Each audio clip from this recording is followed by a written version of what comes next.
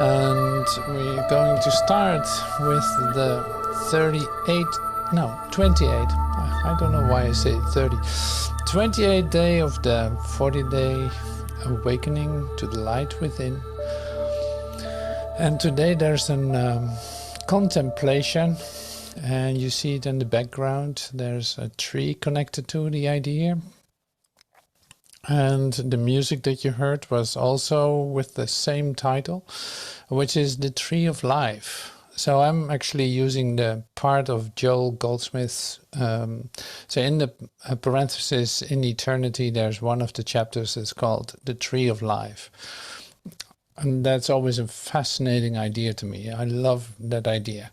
But Joel uses it in a way that I want to use in our contemplation. So there will be reading, there will be quiet, there will be music. And just to say, let this idea land in you, be accepted by you, feeling the beauty of that, of whatever that's going to do with you, and enjoying that. So yeah, let's just get to it. Let's get started with that. So contemplation is in fact a meditation. It is, we're allowing ourselves to come into a meditative state, into relaxation. So that means you don't need all the hassle that keeps your mind occupied in your daily activities. You don't need that hassle now. So you leave it, you don't do anything with it. And so your thoughts are okay, they can come up, but they won't stop anyway. So, but you're not going to do anything with it. You're not going to daydream away on them. No, you stay right here. So the fun part with this, then it appears to be very concrete while it's actually totally abstract. So it's a beautiful metaphor, is actually the word, and the metaphor for that which you are a whole part of. So in fact, we're say, contemplating oneness, with using the metaphor of the tree of life. And yeah, that's great. So I'm going to use the book Parenthesis in Eternity. I got it on my phone as an ebook, so I read from there. And I found some beautiful music that I love to play in between too. So it's going to be a really, say, great moment to enjoy and to allow to affect you, to just sink into it. So I got to find my book here.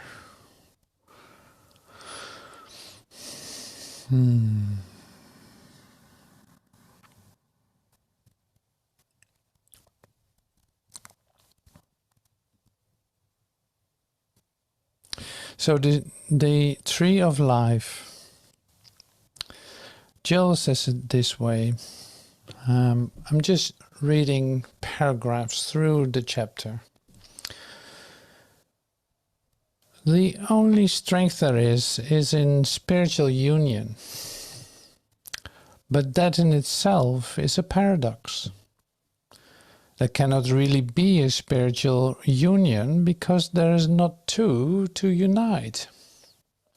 There's only one self. And as long as I recognize that the selfhood of me is the selfhood of you, I cannot be antagonistic toward you. But neither can I unite with you because there are not two of us, there is only one.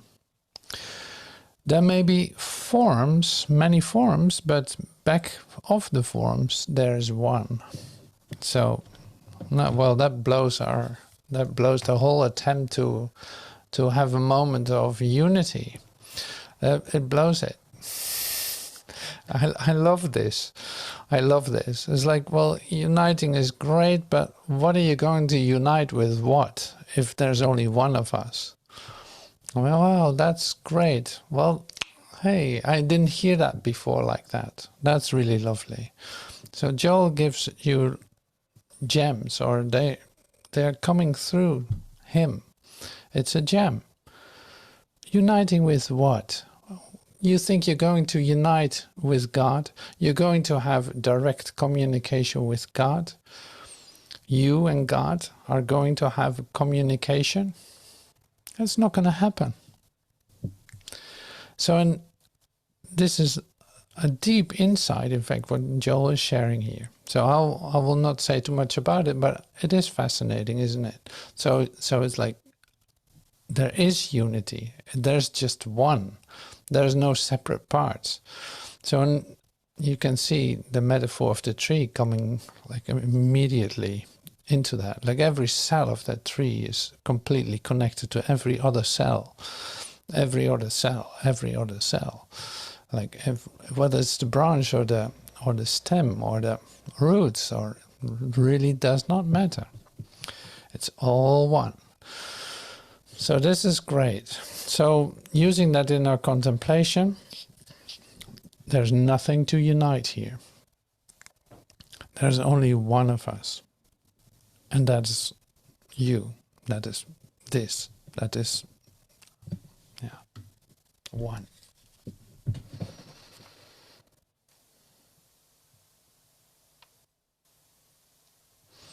I'll repeat this once more because it's so great.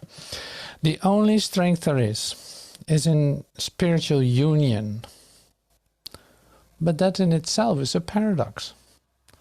There cannot really be a spiritual union because there are not two to unite. There's only one self. And as long as I recognize that the selfhood of me is the selfhood of you, I cannot be antagonistic toward you. But neither can I unite with you because there are not two of us. There's only one. There may be many forms, but back of the forms there's one. Well, let's take that in contemplation.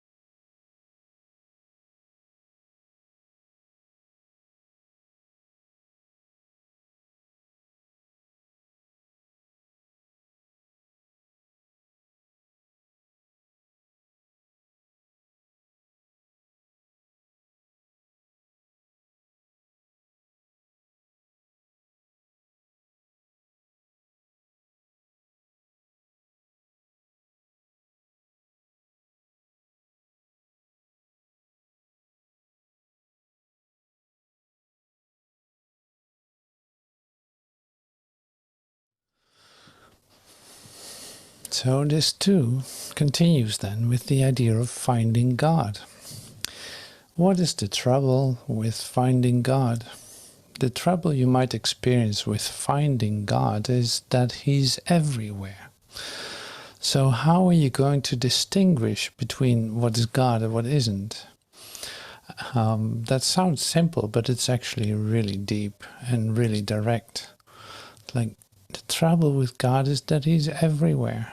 So to look for it, you're not going to find it. So how does this work then? So you can use this whole metaphor of the tree of life, of oneness, as you can use that totally for waking up, because you see the part that you identify with in your mind, that you identify with, is in fact the denial of this oneness. It does everything it can to confirm the separation, to confirm that God is not here, that separate bodies, this and that.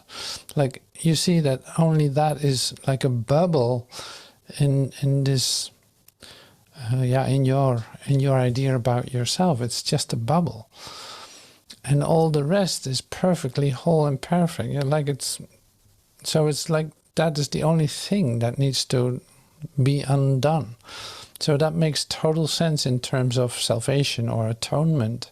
Like, that makes total sense. Only that needs to be undone.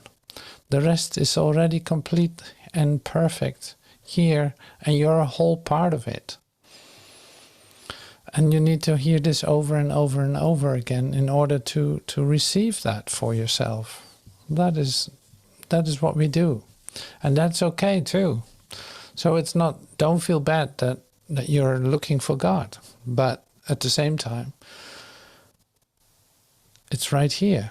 Don't go anywhere for it. And yeah. So that's also quite something. But you can almost like see that the part that is denying God is busy trying to defend itself, that there is no God, and looking for something that it will not find.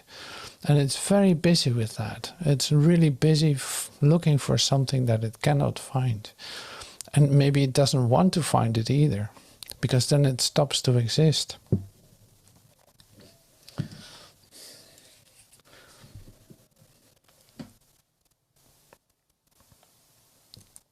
Okay, here we go. This is really like a guided meditation, if you want. Now, for a moment, Joel says here, for a moment, try to visualize a branch of a tree that is cut off, set off by itself, having no relationship with the tree whatsoever. And you will understand what it means by two-ness. Moreover, were it possible for any one part of the tree to have an ego, it would also be possible for a branch to become envious of all the good that is on the tree and want some of it. Or the tree, seeing the glory of the branch, might want to subdue or possess it. But look again and see that branch back on its tree. Now there is one tree and one life. And the life of the tree is the life of every branch of the tree. There's no union there because there are not two. There's just one. There can be dozens of branches, but there's only one life, one intelligence, one source of supply, just one. And therefore, no single branch of a tree could ever be in conflict with any other part of that tree. As we understand this about a tree, soon we shall also be able to understand and realize that there is a tree of life, a central source of life, and that we are all part of that life. We are not separate branches, as we appear to be, but we are bound together by an invisible tie, which is life itself, the central theme of being. Life is the tree of which we are all branches, and we all derive our life, intelligence, love, care, and protection from the same source. Let us return once more to the branch that had been cut off from the tree, a branch that at this moment is laden with fruit, Imagine how proud that branch of the tree might be of its wonderful fruit, and how it might think, "What a glorious thing I am! I am so beautiful.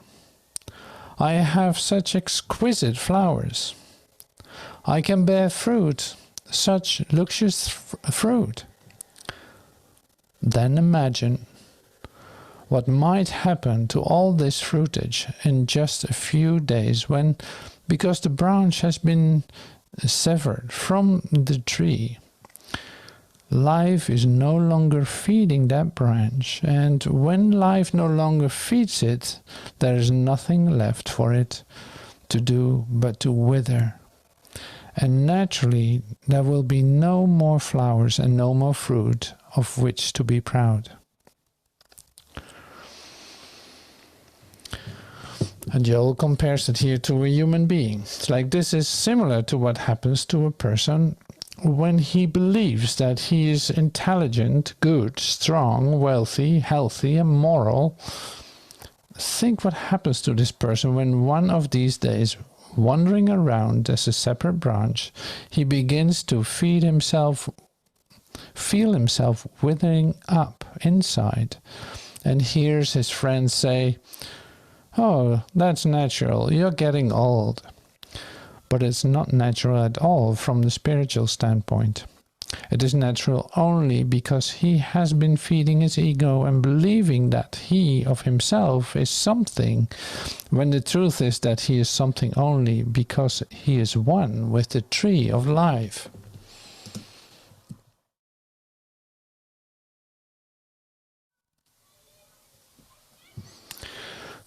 So the friends say, "Oh, that's natural, you're getting old."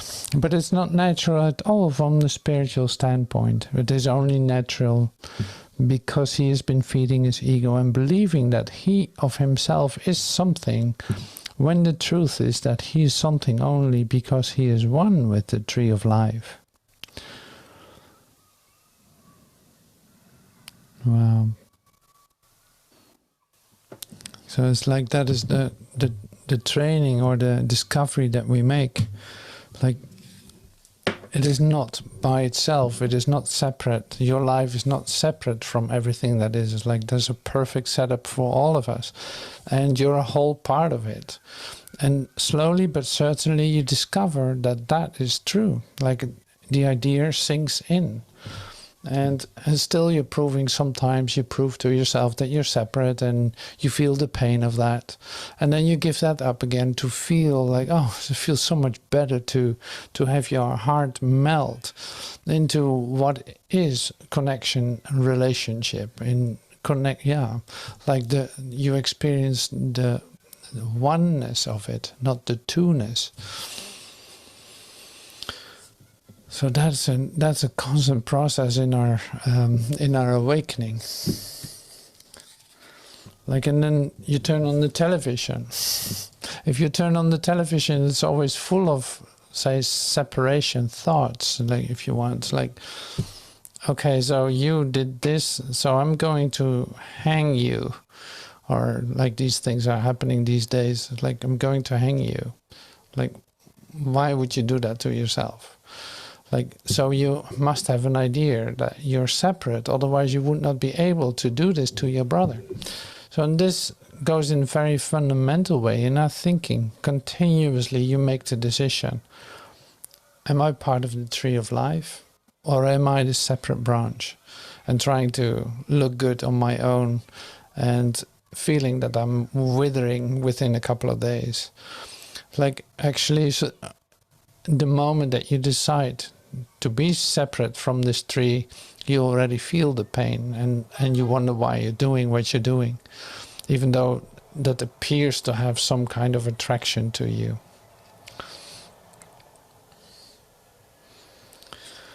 But then to feel the warm flow, so to speak, of connection again, when you give up your idea of separateness, to in fact you practice forgiveness, you forgive yourself from thinking that or doing that, acting that out, and that feels so good.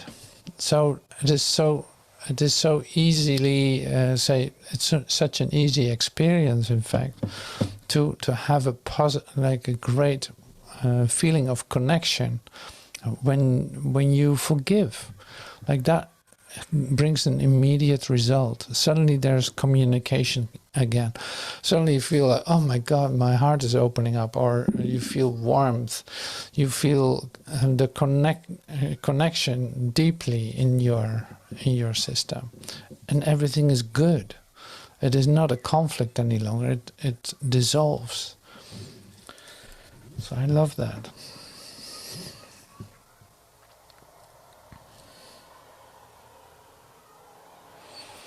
Joel says it this way. It's like, as long as we are united with the tree, whatever it is that is functioning the life of the tree is supplying us with our wisdom, love, guidance, direction, activity, remuneration, recognition, and reward. With whatever it is that is to become a part of our life.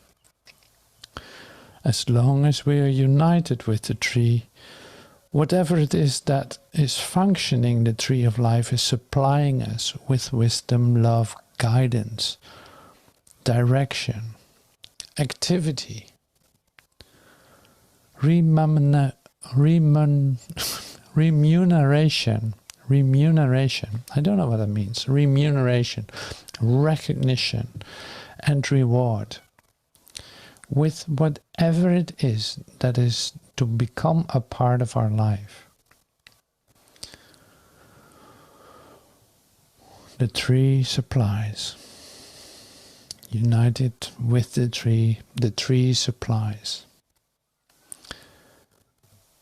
So you experience lack of love, lack of guidance, lack of direction, lack of activity, lack of recognition, lack of reward.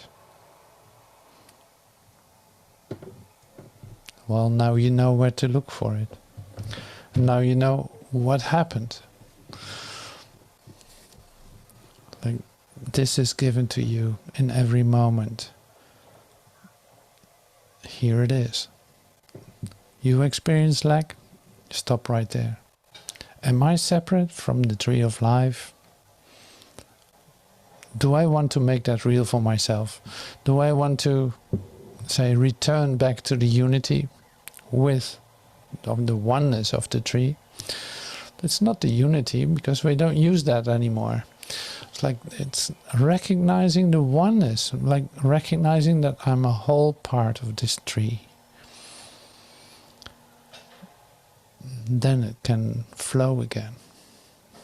Then it will show me like wisdom, abundance, and all this. Guidance, direction, recognition, reward.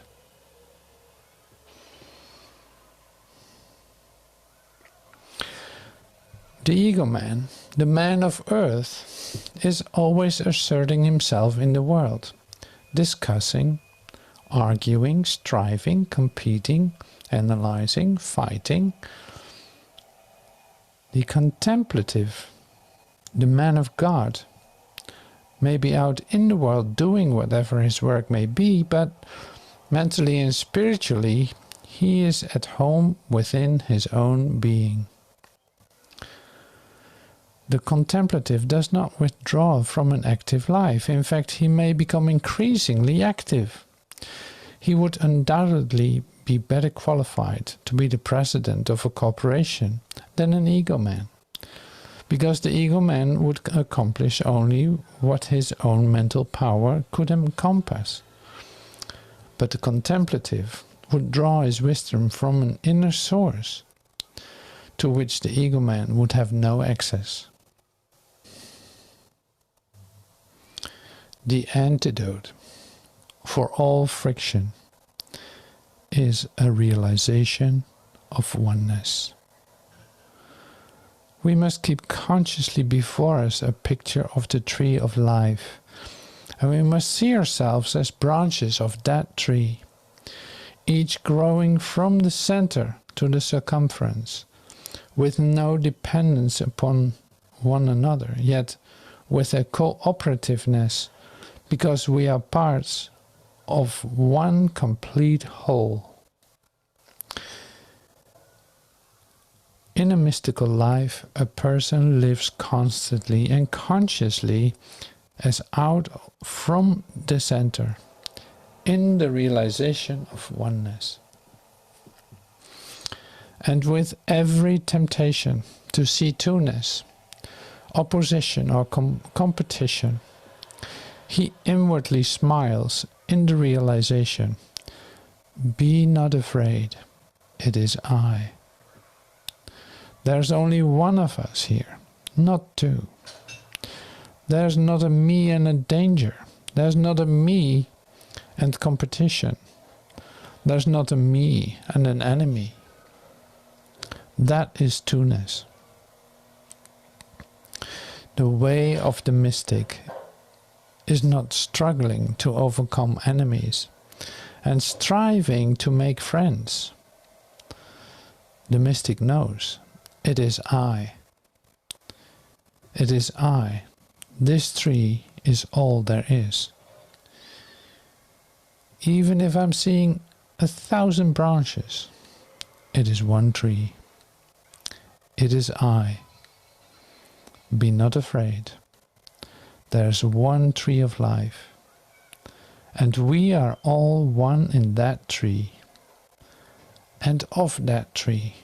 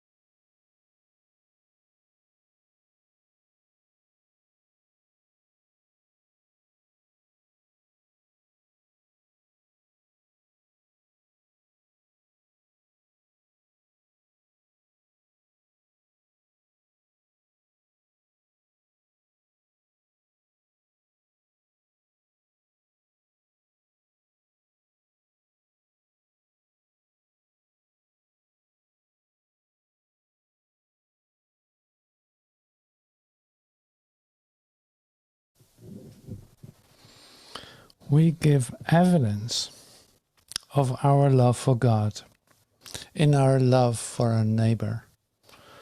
There's no God hanging up in spaces, not in the space in this room or above the room, and not in the space above the ground or the space above the sky.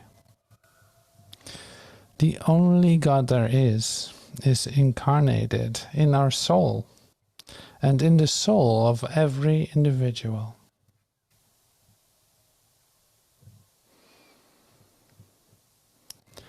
The only way to love God is to love one another, but not just those others in our immediate environment. That would be such a restrictive sense of love, that it would be selfishness rather than love. If this love that we feel for another is true, it makes us also want to help people who are in distress, or people of any nation, any color, or any creed.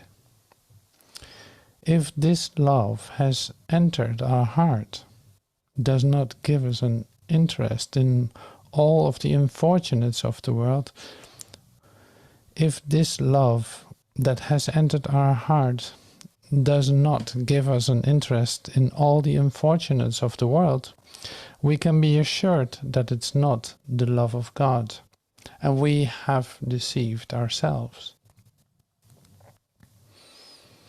We love one another only because we have opened ourselves to God and have thereby discovered the God in me and the God in you, and found it to be the same God, the same life, and the same love.